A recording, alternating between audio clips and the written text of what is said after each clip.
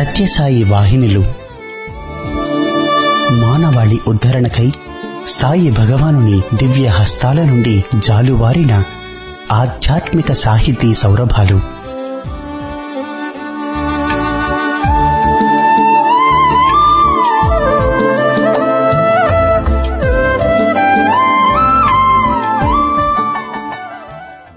ఓం శ్రీ సాయిరాం. 1958 మహాశివరాత్రి పర్వదినం నాడు భక్తుల ప్రార్థన మేరకు స్వామి స్వయంగా పేరునిస్తూ సనాతన సారథి అనే మాసపత్రికను ప్రారంభించారు. సత్యసాయి భగవానుడే స్వయంగా ప్రేమవాహిని, ధర్మవాహిని, జ్ఞానవాహిని ఇలా 15 వాహినుల పేరిట 26 ఏళ్ల పాటు ప్రతి మాసం వ్యాసాలను సనాతన సారథికి అనుగ్రహించారు. సాయి తత్వబోధ, సాయి ప్రేమ సారం ఈ 15 వాహినులలో నిక్షిప్తమై ఉంది. ఆ వాహినుల పరంపరలోని ఇప్పుడు మీరు వినబోయేది ప్రశ్నోత్తర వాహినిలోంచి ఒక భాగం.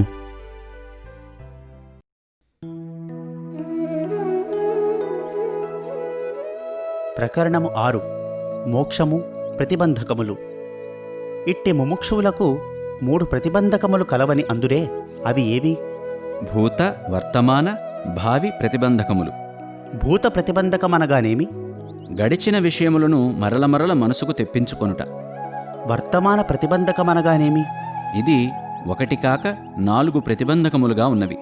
అవియే విషయాసక్తి, ప్రజ్ఞామాంద్యము, కుతర్కము, విపర్యయ దురాగ్రహము. ఇందులో విషయాసక్తి అనగా పెద్దల చెంత కావ్యార్థశ్రవణము చేయుచుండగా వృత్తి శబ్దాది విషయాయత్తమగుట. ప్రజ్ఞామాంద్యమనగా చెప్పిన విషయములు బుద్ధికి తోచకుండుట.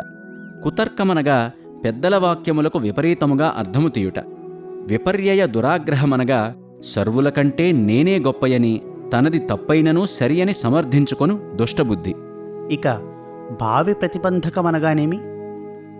ఏ సమయమునకు ఏమి వచ్చునోయని ముందుగానే చింతించుట. అనగా రాబోవు వాటికి కృంగుట, పొంగుట. చతుర్విధ భూతములని అందురే. అవి ఏవి? అండజ, స్వేదజ, ఉద్భిజ్జ, జరాయుజములు. అండజమనగానేమి? గ్రుడ్ల వలన పుట్టు పక్షులు మొదలైనవి. స్వేదజము అనగానేమి? చెమట వలన పుట్టు పేను, ఈరు మొదలైనవి. ఉద్భిజ్జము అనగానేమి? భూమిని పగలగొట్టుకొని పుట్టు చెట్లు, చేమలు మొదలైనవి. జరాయుజము అనగానేమి? మనుష్యులు, మృగములు, పశువులు మొదలగునవి. దైవోపాసకులని లోకమున ప్రత్యేకముగానున్నరా? ఉండకేమి, వారు 4 విధములైన దైవోపాసకులుగా ఉన్నారు. వారనేమని పిలుతురు? ద్విజులు, మునులు, అల్పబుద్ధులు, విదితాత్ములు. ద్విజులన నెట్టివారు? అగ్నిహోత్రములందే దైవబుద్ధి కలిగి పూజించి భజించువారు. మునులన్నగానెవరు? పరమాత్మను హృదయ నివాసిగా నుంచి ప్రార్థించువారు. అల్పబుద్ధులనగానెవరు? ప్రతిమాదులు చిత్రపటములయందే దైవబుద్ధి కలిగి పూజించి భజించువారు. విదితాత్ములనగానెవరు? సర్వభూతాత్మకముగు ప్రపంచమంతయు పరమాత్మయేయని తెలిసి ధ్యానించువారు. ఇందులో ఎవరు గొప్ప ఉపాసకులు? అన్ని విధముల ఉపాసనలు ఆయా స్థానములకు గొప్పవే. కాని ఉత్తమమైన వారు విదితాత్మ ఉపాసకులే. వారే శ్రేష్ఠులు. ముముక్షత్వమునకు ముందడుగు వేయకుండా అడ్డువచ్చు చెడ్డగుణములేవి? కామ, క్రోధ, లోభ, మోహ, మదమత్సరములనడి అరిషడ్వర్గములే. కామమనగానేమి? ధనధాన్యాదులయందు, వస్తువాహనాదులయందు, పుత్రపౌత్రాదులయందు వేయేల అసత్య, అనిత్య, అశాశ్వత, అశుద్ధమైన ప్రాపంచిక వాంఛలను కలిగియుండుటయే. క్రోధమనగానేమి? ఎల్లప్పుడూ ఇతరులను చెరుపుటకు తీవ్రమైన దీక్షను పూనియుండుట. లోభమనగా నెట్టిది? తాను ఆర్జించిన ధనము నుండి చిల్లి గవ్వయైనను ఇతరులకు చేరకూడదని పట్టుపట్టుటయే కాక తాను కూడాను ఎట్టి అవసర సమయమునందైనను ఆ ధనమును అనుభవించకుండుట. ఇట్టి స్థితినే లోభమని అందురు. మోహమనగానేమి? తన వారలయందు అధిక ప్రీతియుంచి తనకున్న వస్తువాహనములు చాలవని అధిక ధనమును ఆర్జించవలనని ఆశ కలిగియుండుట. ఇక మదమనగానేమి? ద్రవ్యమధికమగుట చేత, విద్యాబలము, దేహబలము ఉండుట చేత ఇతరులను లక్ష్యము చేయక సంచరించుటయే మదమనబడును. ఇంతియే కాక పై ధన, దేహ, విద్యాబలములు లేనప్పటికీ ఇతరులను బెదిరించి విచ్చలవిడిగా తన సుఖములు అనుభవించుచు పెద్ద చిన్న యను తారతమ్యమును గుర్తించగా ఆయా సమయమునకు తన సుఖమును మాత్రమే కోరునట్టి స్వార్థపరులను కూడాను మదస్వభావులందురు. మత్సరమనగానేమి? తనవలే ఇతరులు సుఖసంతోషములు అనుభవించుచున్న చూచి విని సహించుకొనకుండుటయే మత్సరమనబడును. డంబము దర్పము అందురే, వాటి స్వభావములేవి? డంబమనగా లోకమెల్ల తనను మెచ్చుకొనవలనని దానము ధర్మము యాగము యజ్ఞము మొదలగునవి చేయుట. దర్పమనగా పుత్ర మిత్ర కళత్ర బంధు బలగ ధన ధాన్య సంపదలయందు తనతో సరియగువారు లేరని భావించుట. ఈర్ష్య అంటే ఏమిటి? ఈర్ష్య అనగా తనకు కలిగిన దుఃఖములు కష్టములు అశాంతులు ఇతరులకు కూడాను సదా కలగవలనని కోరుచుండుట. అసూయ అనగా నిరంతరము ఒకరికి చెడుపు చేయవలనని తలంచుచుండుటయే కాక తలంపులకై తానెట్టి కష్టములనైనను అనుభవించుటకు సిద్ధముగానుండుట. ఇట్టివానినే అంతర్శత్రువులని కూడా అందురు. ఈ పరస్పరాధ్యానము ఉన్నంతవరకు మానవుడు ముముక్షువు కాజాలడు. ప్రకరణము 7 పంచకోశములు. అయితే ఈ పరస్పరాధ్యానము ఎట్లు నివృత్తియగును? వివేక విజ్ఞానములతో నివృత్తి అగును. బుద్ధియందు ప్రతిబింబరూపమైయుండు జీవునికి కూటస్థునికి పరస్పరాధ్యానము ఉన్నదా? లేకున్నను చూచువారులకు పరస్పరాధ్యానము ఉన్నట్లుగా కనిపించుచున్నది. అది ఎట్లు? కూటస్థుడు అసంసారి అసంగుడు నిత్యముక్తుడు అయినను అధ్యాస ప్రభావముచే విపరీతముగా ఉండును. ఇదే కూటస్థ జీవులకు పరస్పరాధ్యానము. కొంతమంది పెద్దలు మహావాక్యమైన తత్వం అనే పదముల యొక్క లక్ష్యార్థములకు ఏకత్వము ఉన్నదని అందురు. అది ఎట్టిదో సులభముగా అర్థమగునట్లు తెలుపుడు. ఘట మఠ పటములు ఉన్నవనుకో, ఇవి కేవలము ఉపాధులు కదా. ఇట్టి ఉపాధులకు ఏకత్వమున్నదా? లేదు. ఈ ఉపాధులు లేనాటికి ఏకము కావు. కాని ఈ ఉపాధులయందున్న ఆకాశము ఉపాధులు శిథిలమైన తక్షణమే ఏకత్వము కావడానికి ఏ విధమైన అభ్యంతరమూ లేదు. అట్లే ఉపాధిభేదములుండవచ్చునుగాని అందులో ప్రకాశించే జ్యోతికి ఏకత్వము చెప్పుటకు ఎట్టి అభ్యంతరమూ లేదు. ప్రకాశ ధర్మమును బట్టి ఎన్ని జ్యోతులకైనను ఏకత్వము సిద్ధిస్తుంది. పంచకోశాతీతమైన ఆత్మను దర్శించటయే పాంచభౌతిక దేహుడైన మానవుని నిజధర్మము అని అంటిరే. ఆ పంచకోశ అతీతుడనగా ఎవరు? కోశమనగా ముసుగు. ఖడ్గాన్ని మూసేది ముసుగని కూడాను అందురు. ఇటువంటి పంచకోశములచే మరుగుపడినటువంటి ఆత్మ నేనే అని యథార్థమును తెలుసుకొని ఆవరించిన ముసుగులను విడనాడుటే తనను తాను చూచుకునుట. మానవునియందున్న పంచకోశములు ఏవి? అన్నమయము, ప్రాణమయము, మనోమయము, విజ్ఞానమయము, ఆనందమయము అని 5 కోశములు కలవు. అన్నమయ కోశమనగానేమి? తల్లిదండ్రులు తిన్న అన్నరసము ద్వారా ఈ శరీరము తల్లి గర్భము నుండి జన్మించినది కనుక అన్నమయ కోశమని అందురు. ఇంతియే కాక జన్మించిన తర్వాత కూడాను అన్నము వలననే వృద్ధి పొంది మరణించిన తరువాత అన్నమయమైన పృథ్వీలో లయమొందుచున్నది. అన్నము వలననే పుట్టి అన్నము వలననే ఉండి అన్నము వలననే పెరిగి అన్నము వలననే పృథ్వీలో లయమవును కనుక అన్నమయ కోశమని అందురు. ఈ అన్నమయ కోశము యొక్క స్థానము ఎట్టిది? స్థూలదేహము సుఖదుఃఖ భోగాలను అనుభవించే స్థానమై ఉన్నది. దీనికి మరొక పేరేమైనను ఉన్నదా? లేకేమి, దీనినే భోగాయతనమని పిలుతురు. ఇక ప్రాణమయ కోశమనగా ఏమి? పంచకర్మేంద్రియములతో కూడిన పంచప్రాణములను ప్రాణమయ కోశమని అందురు. లేదా పంచప్రాణాలు ఉపప్రాణాలు చేరి ప్రాణమయ కోశమని అందురు. స్వామి, ఉపప్రాణాలు అంటారే, అవి ఏమి?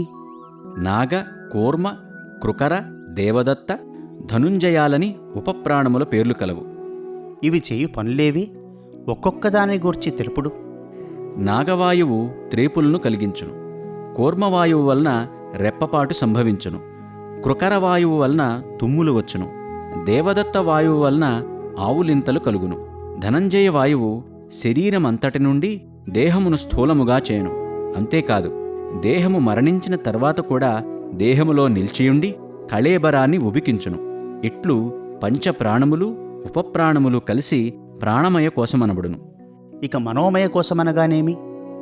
పంచప్రాణేంద్రియములతో కూడుకొనిన మనస్సును మనోమయమందురు. అది ప్రాణమయ కోశములో ఉన్నది. మనస్సన నెట్టిది? దాని లక్షణమెట్టిది? దేహముపై అహం, బుద్ధి, దేహ సంబంధ వస్తువులపై మమకార బుద్ధి ఇంద్రియముల ద్వారా బయటికి పరిగెత్తిపోవుచుండుట దీనికి సహజము. ఇది నిరంతరము చెంచల లక్షణము కలిగియుండును. అన్నమయ కోసమునకు నేను అతీతంగా విలక్షణంగా ఉన్నాననే విషయమును మానవుడు ఏ విధంగా తెలుసుకొనగలడు? శరీరము తల్లి గర్భము నుండి పుట్టుటకు మునుపు ఎక్కడ ఉన్నదో తెలియదు. మరణించిన తరువాత ఏమవునో తెలియదు. మధ్యకాలములో మాత్రం కనిపించును. దీనికి ఉత్పత్తి వినాశనములు ఉన్నాయి. ఉత్పత్తి వినాశనములున్న వస్తువు కార్యవస్తువు అనబడును. కనుక ఈ శరీరమును అన్నమయ కోశాన్ని కూడా కార్యవస్తువనే అందురు. నేను ఎప్పుడూ ఉన్నవాణ్ణి, భావరూపుణ్ణి, నాకు ఉత్పత్తి వినాశములు లేవు. నేను స్థూల శరీరానికి విలక్షణమైనవాణ్ణి. కాబట్టి నేను అన్నమయ కోశమును కాదు. అన్నమయ కోశమును తెలుసుకొనగల ద్రష్టనే నేను అని తెలుసుకొనినప్పుడే అన్నమయ కోశానికి అతీతమైన విలక్షణమని గుర్తించవలెను. ప్రాణమయ కోశమున కంటే కూడా నేను అనునది వేరు అని ఏ విధముగా తెలుసుకొనగలమో సెలవిండు. రాత్రివేళ జీవుడు నిద్రలో ఉన్నప్పుడు ప్రాణములు తిరుగుచూనే ఉండును. కాని ఏమి జరిగిననూ తెలుసుకొనలేవు. ఇష్ట బంధుమిత్రులే వచ్చిననూ తెలుసుకుని ఆదరించలేవు. శత్రువులే వచ్చినా వారితో పోరాడలేవు. మొద్దువలే జడమువలె ఉండువు. కనుక నేను అనునది చైతన్య స్వభావమే. ప్రాణము వలననే నా స్వభావము జడము కాదు. నేను ప్రాణమయ కోశమును తెలుసుకొనునట్టి ఆత్మను. కనుక నేనా కోశమునకు విలక్షణమే అని గ్రహించవలెను.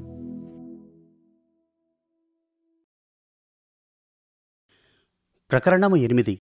యోగము మోక్షము. ఈ దేహ మనస్సులతో అనేక పుణ్యపాపములు చేయుచున్నాము కదా.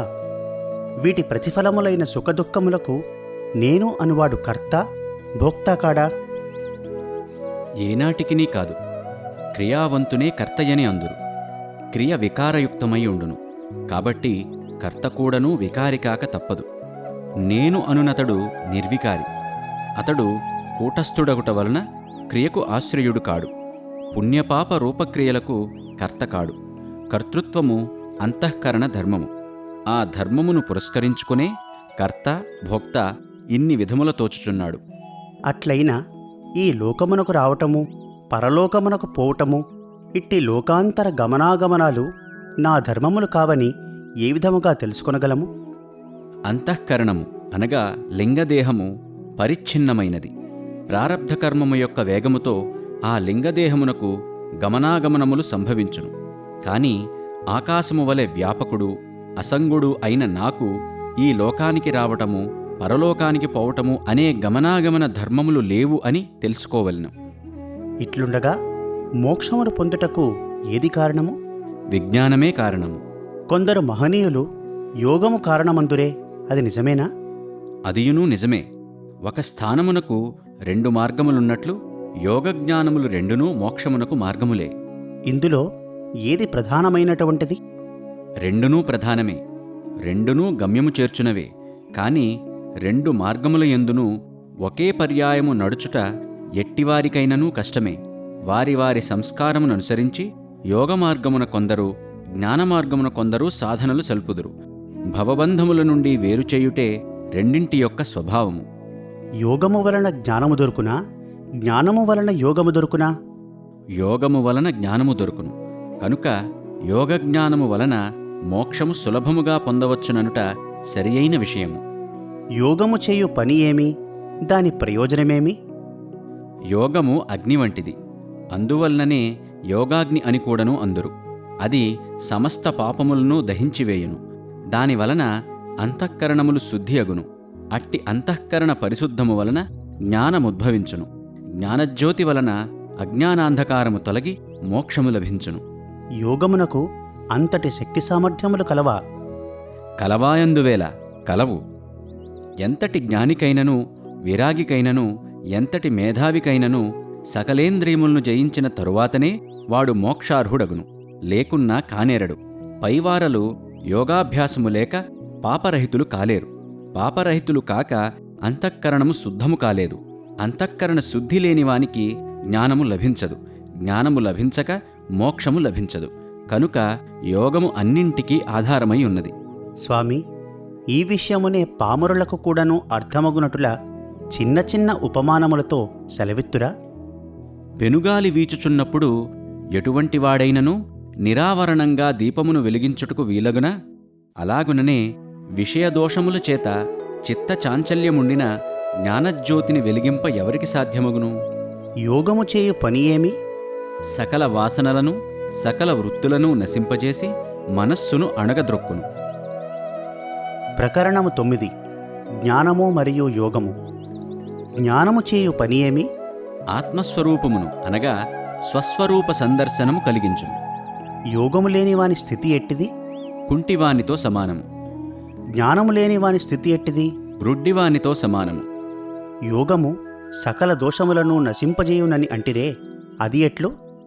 అగ్ని సంయోగము లేక బియ్యము అన్నమగున అటులనే యోగాదులచే చిత్తము తప్తమగును. ఇంతియేగాక యోగజ్ఞానములు రెండూ నూనె దీపము వలెనున్నవి. ఇందులో నూనె యోగతైలముగాను జ్ఞానజ్యోతి ప్రకాశముగాను సర్వదా వెలుగుచుండును. అనేక మంది వేదాంతమును బోధించుచుందురే, ఇట్టి సత్యమును పెద్దలైన మహనీయులందరూ అనుభవించేయుందురా? ఇది చెప్పుట సాధ్యము కాదు. ఇట్టి స్థితిని అనుభవించువారికి బోధించువారికి హృదయశుద్ధి, చిత్తశుద్ధి, పరమాత్మ విషయక జ్ఞానము తప్పక ఉండవలెను. ఈ లక్షణములు ఉన్నవారే వేదాంత వాక్యములను అఖండముగా బోధించుటకుగాని అనుభవించుటకుగాని అర్హులై ఉండవలెను. ఇట్టి గుణములు లేని వారి బోధనలు కొంతవరకైనను ఫలమునిచ్చునా?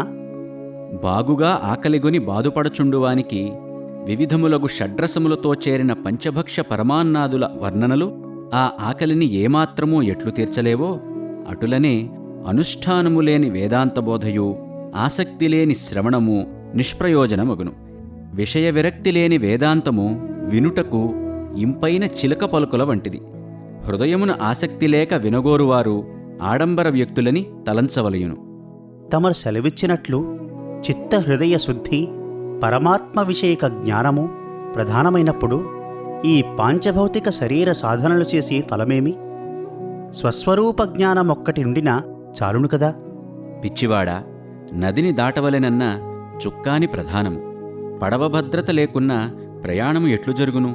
వేదాంత శాస్త్రములను బాగుగా విచారించిన సంసార సాగరమును దాటుటకై శరీరమును నావస్వరూపముగాను చిత్తమును నావకు ప్రధాన అంగమైన చుక్కానిగాను భగవంతుడు ప్రసాదించినాడని మొదలు విశ్వసించవలేను.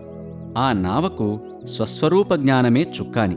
స్వస్వరూప జ్ఞానమును పొందుటకు శరీర సంబంధమైన అనుష్ఠాన నిష్ఠలు కూడాను ప్రధానముగా చూచుకొనవలేను. అగమ్య అగోచరమైన స్వస్వరూప జ్ఞానమును పొందుటకు కొంతవరకు శారీరక మానసిక సాధనలు ముఖ్యావసరములు. ఈ విషయమై మరింత సందేహము కలుగుచున్నది. శరీరములలోనున్న స్త్రీ పురుషుల భేదములు బ్రహ్మవిద్యకు కలవా? నాయనా, పడవ అను ఈ శరీరమునకు స్త్రీ పురుష భేదములు లేవు. లౌకిక ఆచార విచారములు పాటింతురేగాని బ్రహ్మవిద్యకు చిత్తశుద్ధికి వీటితో సంబంధములు లేవు. రోగపీడితులైన వారికి మందు సేవించుటలో అందరికీ సమానమైన అధికారమున్నది కదా. అటులనే భవరోగగ్రస్తులైన వారికి బ్రహ్మవిద్య అను ఔషధము కలదు. కాని అందరికీ విలువైన ఔషధము పొందునట్టి సామర్థ్యములు లేకపోవచ్చును. అట్టి శక్తి సామర్థ్యములు లేకున్నను మాకు బ్రహ్మవిద్య అను ఔషధమును భుజించుటకు అధికారమున్నదని వాదించుటలో అర్థము లేదు. కొందరు వేదాంతులు స్త్రీలకు బ్రహ్మవిద్యయందు అధికారము లేదని అందురే. ఇక్కడ శారీరక భేదమైన పడవల మార్పుగా కనిపించుచున్నదే. దీనిపై తమ అభిప్రాయమేమి? నాయనా, ఔషధమును తీసుకొనుటలో అందరికీ సమానాధికారము ఉన్నది. కాని అంతటితో ఆ రోగము నివారణ కాదు. దానితో పాటు పథ్యము కూడాను అత్యవసరము. అటులనే బ్రహ్మవిద్యాభిలాషులు నిరంతరము బ్రహ్మభావమును ఔషధమును తినుచుండినను దానికనువైన క్రమాచరణ జ్ఞాన వైరాగ్యాది గుణములనబడు ఆధ్యాత్మిక పథ్యమును కూడాను కలిగియుండవలను.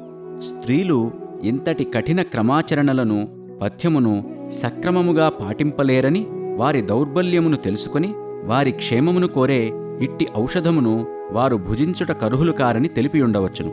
అంతేకాని పై చెప్పిన క్రమాచరణలను పథ్యమును పాటించునట్లయిన స్త్రీలకు కూడాను ఈ దివ్యౌషధమును స్వీకరించుటలో అర్హత కలదని నా అభిప్రాయం. ప్రకరణము 10. స్త్రీలు మరియు బ్రహ్మవిద్య. ఈ కఠిన పథ్యము పురుషులకు మాత్రము లేదా? వెర్రివాడా, పురుషుడు మాత్రము మాంసము నరములు రక్తము ఎముకలతో లేడా? వాడికి మాత్రం రోగము రాదా? భవరోగములతో పీడింపబడు ప్రతి వ్యక్తియును ఈ దివ్యౌషధమును సేవింపవచ్చును. ఎవరు ఈ ఔషధమును సేవింతురో వారందరూ ఈ పథ్యమును పాటించవలెను. పథ్యమును సరిగా పాటించకున్నా పురుషులకైనను స్త్రీలకైనను రోగము నివారణ కాదు. పురుషులము కదా అని పథ్యమును మాత్రము విడవకూడదు. అటులనే బ్రహ్మోపదేశమును పొందియూ శమదమాది గుణరహితులై సక్రమ అనుష్ఠానశూన్యులైన స్త్రీ పురుషులలో ఎవరైనను భవరోగ విముక్తులు కాలేరు. స్త్రీలకు బ్రహ్మ విద్యయందు అధికారము లేదని అనేక మంది శాస్త్రజ్ఞులు ఖండింతురు కదా, దీనికి కారణమేమి? స్త్రీలకు బ్రహ్మ విద్యయందు అధికారము లేదనుటలో అర్థము లేదు. విష్ణుమూర్తి భూదేవికి గీతామహత్యము ఎటులు బోధించెను? పరమేశ్వరుడు పార్వతికి గురుగీతయందు బ్రహ్మతత్వోపదేశము ఎటుల చెప్పెను? ఈ విషయమునే గీతయందు ధరోవాచ అనియు గురుగీతయందు పార్వతి ఉవాచ అనియు ఉండుటలో అర్థమేమి? ఇంతియే కాక యోగశాస్త్రమును మంత్రశాస్త్రమును ఈశ్వరుడు పార్వతికి ఉపదేశించెను.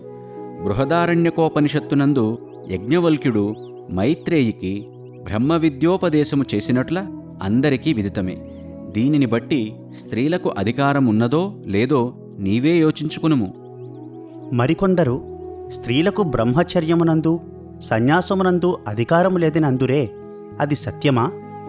వేదము దీనిని నిషేధించినదా?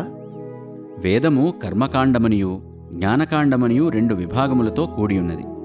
ఇందులో కర్మకాండము ప్రాకృత జనులకు, జ్ఞానకాండము విజ్ఞానులకు ఏర్పడినది. కర్మకాండము ప్రాకృత జనులకు అని ఉన్నది కాని స్త్రీలకని కాని పురుషులకని గాని లేదు. ప్రాకృత జనులనగా అజ్ఞానులు. కాన అమృతతుల్యమగు ఆత్మవేత్త వాక్యమేల గ్రహింపరు. బృహదారణ్యమున సన్యాసము, బ్రహ్మచర్యము ఇత్యాది ఆధ్యాత్మిక సద్గుణములతో జాజ్వల్యమానమై ప్రకాశించు గార్గి, మైత్రేయి, భారతమున శుభయోగిని మొదలగు ఆదర్శ నారీమణుల చరిత్రల నేమనియందురు. అటులైన స్త్రీలు గృహస్థులుగా ఉండియో బ్రహ్మజ్ఞానమును సంపాదించ వీలుగునా? కాకేమి, చూడాల, మదాలస మొదలగు నారీమణులు గృహస్థాశ్రమమున ఉండియు బ్రహ్మజ్ఞానమును సంపాదించి మంగళస్వరూపమగు బ్రహ్మమును పొందినటుల యోగవాసిష్టము పురాణములయందు వినియేయుందురు. ఇంతియే కాక కాత్యాయిని, శార్ణి, సులభ, విశ్వవర, మైత్రేయి మొదలగు వారు బ్రహ్మజ్ఞాన సంపన్నులైనటుల ఉపనిషత్తులయందును వినిపించుచున్నది కదా.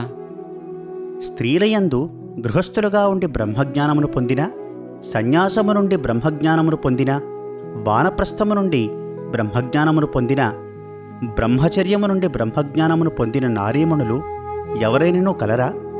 ఉండినా వారెవరో ఆ సాధ్వీమణుల పేర్లు చెప్పుడు. 4 ఆశ్రమములయందును బ్రహ్మజ్ఞానమును సాధించిన నారీమణులు లేకపోలేదు. గృహస్థమున చూడాలయు, సన్యాసమున సులభయోగినియు, వానప్రస్థమున మైత్రేయియు, బ్రహ్మచర్యమున గార్గియు కలరు. ఇంకను అనేక మంది సాధ్వీమ తల్లులు మన భారతదేశమున నాడును నేడునూ మెలుగుచూనేయున్నారు. నీ వడుగుటచే మచ్చునకే 4 పేర్లు తెలిపితిని. కాని ఇంతమాత్రమేనా అని నీవు నిరుత్సాహపడనక్కరలేదు. ఇన్ని ఆదర్శములు ఉండగా స్త్రీలకు బ్రహ్మ విద్యయందు అధికారము లేదని వాదించువారల భావమేమి? ఇట్లు స్త్రీలను నిర్బంధించుటలో ప్రయోజనమేమి? స్త్రీలకు బ్రహ్మ విద్యయందు అధికారము లేదనుట శుద్ధ అబద్ధము. కాని లౌకిక వ్యవహారములందు వారలకు కొన్ని నిబంధనలు అత్యవసరము. ఇదియును ధర్మరక్షణ నిమిత్తమే, లోక కళ్యాణార్థమే. స్త్రీలు ఇటువంటి నిబంధనలు తూచా పాటించియే తీరవలెను. ఇందులో ఆచార విచారములు గూఢముగా నుండుటచే స్త్రీలు వాటిని సక్రమముగా పాటించలేని బలహీనులగుటయు, ప్రకృతికి సంబంధమైన కొన్ని ఆటంకములుండుటయు అట్టి నిర్బంధనలకు కొన్ని కారణములుగా నున్నవి. అసలు పండితులు సహితము, శాస్త్రజ్ఞులు సహితము బ్రహ్మాది దేవతల యందు నారీస్వరూపిణియగు సరస్వతీదేవిని ఉపాసించియే జ్ఞానమును పొందుదురు. విద్యాదిదేవత అయిన సరస్వతియు, ధనాదిదేవత అయిన లక్ష్మియు, జ్ఞానస్వరూపిణి అయిన పార్వతియు స్త్రీలే కదా.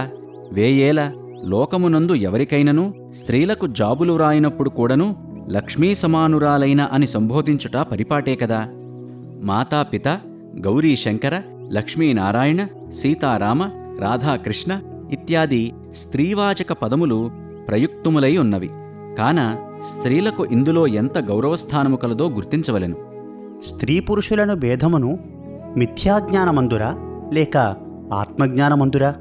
నాయనా, ఆత్మ స్త్రీ పురుష భేదరహితమై నిత్యశుద్ధ బుద్ధ ముక్త స్వయం జ్యోతి స్వరూపమైనది. కాన ఇది మిథ్యాజ్ఞానమే కాని ఆత్మజ్ఞానము కానేరదు. ఇంతియే కాక దీనికి ఉపాధి భేదము మాత్రమే కలదు. ఈ ఆత్మ వస్తుతః స్త్రీ పురుష నపుంసక భేదము కలది కాదు. ఉపాధి భేదమే ఈ పేర్లకు కారణముగానున్నది.